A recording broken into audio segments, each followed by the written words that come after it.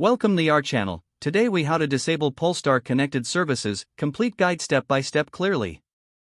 To disable Polestar connected services, start by ensuring your vehicle is parked and powered on. Open the Polestar app on your smartphone. Log into your account using your credentials. Once logged in, navigate to the services section within the app.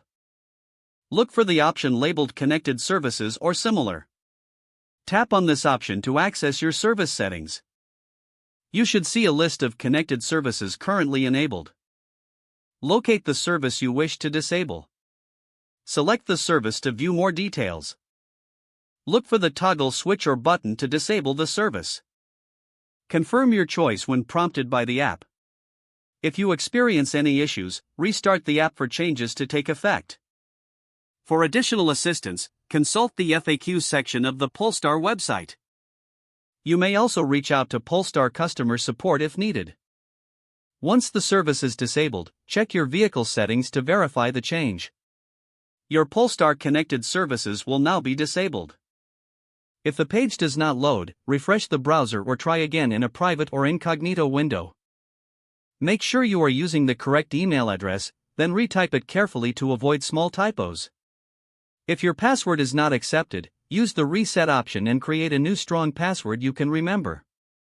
Check your spam folder for verification or security emails, then complete any requested confirmation steps.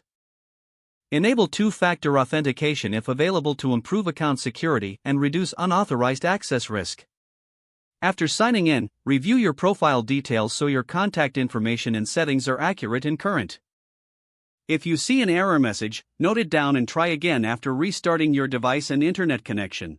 Log out when you finish, especially on shared devices, to keep your account and payment information secure.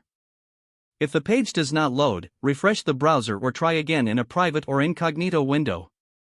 Make sure you are using the correct email address, then retype it carefully to avoid small typos.